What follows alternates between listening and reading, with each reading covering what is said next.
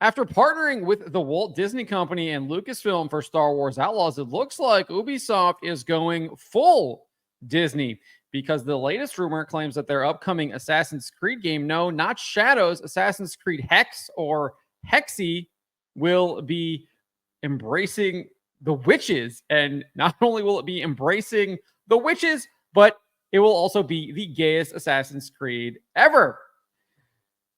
Where have we heard this before? The lesbian witches in The Acolyte, and most recently, the Marvel witches in Agatha All Along. Like I said, Ubisoft is going full Disney. Before we get to this, I'd like to ask you, please hit that subscribe button, hit that bell for notifications so you don't miss any of our future videos here at the Trent Report. Wrote this up over at thatparkplace.com, and this rumor comes to us from YouTuber Endymion. He had a number of sources come to him allegedly from inside Ubisoft, and this is one of the pieces of information that these sources provided to him. If you want to watch his video, I will have the link to this article in the description below, or obviously you can find it here on YouTube. But this is what he said. I was also told that the next Assassin's Creed, which is called Hexe, which is set during the Salem witch trials, was being internally claimed, and get this, to be the gayest Assassin's Creed yet.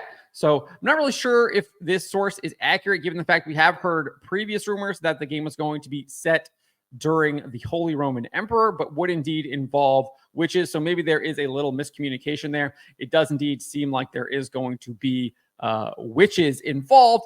It does. Maybe they're still figuring out what time period they're actually going to set it in. I'm told that it only has a single female protagonist, and it's also the most fantastical Assassin's Creed yet. There will be lots of mysticism, and we'll also have, as they said, very striking visuals. I don't know if that means an entirely different art style or anything, but this is what I was told.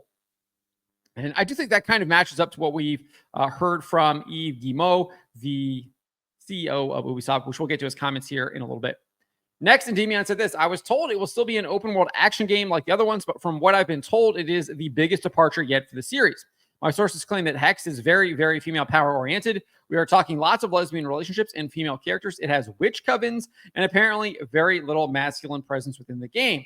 Although my sources told me that they believe that the game will be scaled down in the future and then made into a Liberation-esque game instead of a mainline title. Obviously, I would assume that is probably something that is very recent, given their problems with Assassin's Creed Shadows and how embracing this ideology that they have embraced throughout their entire company, so much so that they're even offering mentorship programs that discriminate against men, has led to financial ruin. As for why it will likely get scaled down, Endymion said this, mostly because Ubisoft does not have confidence that Hexe will sell well at all, and this too was put in development when a lot of these pandering were first being pitched or made. Pandering projects were first being pitched or made. So there you go. That definitely does indeed make sense. Obviously, we know that Ubisoft is conducting an internal review that's being oversaw by its board.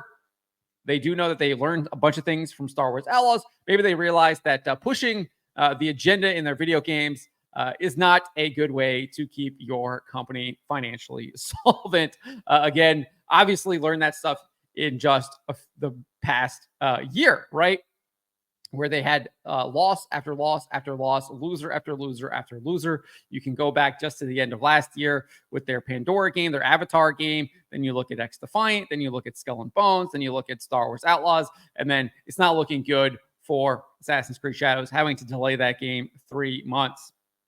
Nevertheless, Endymion continues saying, internally, as I was being told, the developers behind Hexe joked that the game will indeed piss off the fan base, but they wanted to make it anyway. We've seen this before. Battlefield comes to mind, where there was like a whole, they had brought up people's posts, like complaining about the game, and they were mocking it and everything during like a launch event.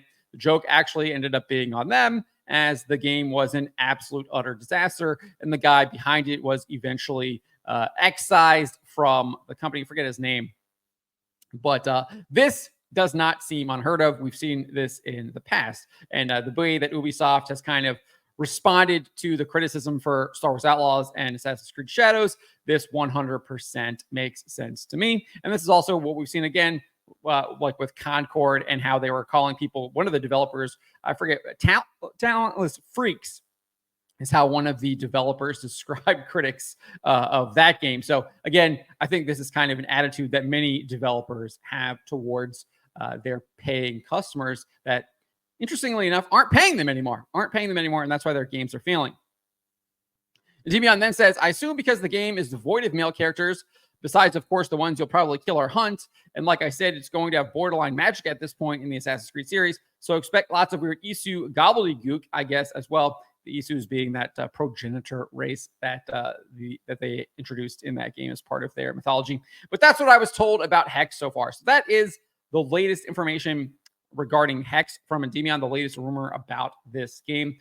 Just to kind of give you a recap of what we do know, the game was announced in 2022 during an Ubisoft Forward. The brief teaser trailer showed the assassin's symbol made out of a bunch of branches hanging in a dark, gloomy, creepy, and grim forest. We did have Ubisoft's Mark Alexis Cote tell BGC around that same time, saying this, Hexe will provide a different experience in terms of game and game structure. That will eventually come out as we reveal more. Based on the trailer, it appears it will have a horror vibe. That's what I said. I added that.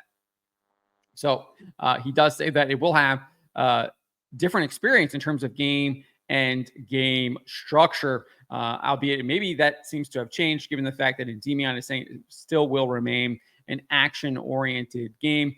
Because to me, when I was hearing that, and then obviously you listen to what CEO Yves Guillemot said just in June in an interview on Ubisoft's website. He said this: the goal is to have Assassin's Creed games come out more regularly, but not for it to be the same experience every year. There are a lot of good things to come, including Assassin's Creed Hexe, which we've announced, which is going to be a very different game from Assassin's Creed Shadows. We're going to surprise people. I think my interpretation of all of this was they were going to kind of do what Atlas did with Persona, where you saw all kinds of different game genres with that kind of Persona 5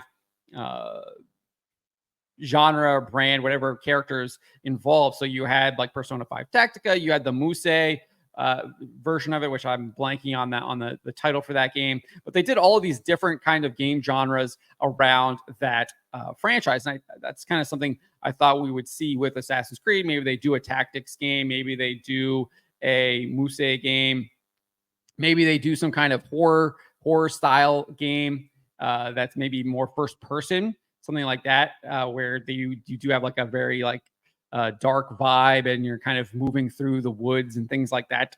I could see something like that could be interesting. Maybe like a survival type game could be interesting too. So there's lots of options for that. That was kind of how I was interpreting these comments, but maybe that isn't the case. Maybe they have changed directions on this since they originally had this plan. And obviously I would assume a lot of their development and planning is probably up in the air given the disastrous year that they have had. Again, Skull and Bones, Pandora, X-Defiant, Star Wars Outlaws, and Assassin's Creed Shadows all not looking good, all being flops or potential flops in the case of Assassin's Creed Shadows. And then this was the last piece of information that we kind of had. There was a rumor from Bloomberg that the game was going to be, quote, set during the latter stages of the Holy Roman Empire and revolve around witch trials. So that does kind of contradict what Endymion said about the Salem witch trials. Again, maybe there's a miscommunication happening there. Obviously, there is some kind of stuff happening with witches, but it's unclear whether it's going to be maybe set in Salem or potentially here in the United States or potentially in medieval Germany in the Holy Roman Empire. So we'll see. But everything I'm hearing about this doesn't sound very good at all. It sounds very trying to appeal to the modern audience, trying to push all kinds of degeneracy. They're really trying to push this witch stuff. You're seeing it all over the place, obviously with the Acolyte, with Agatha all along. And then obviously with this game, something must have been in the drinking water for all of these companies to suddenly embrace witchcraft and all of this stuff. It's just a little bit too coincidental for my liking.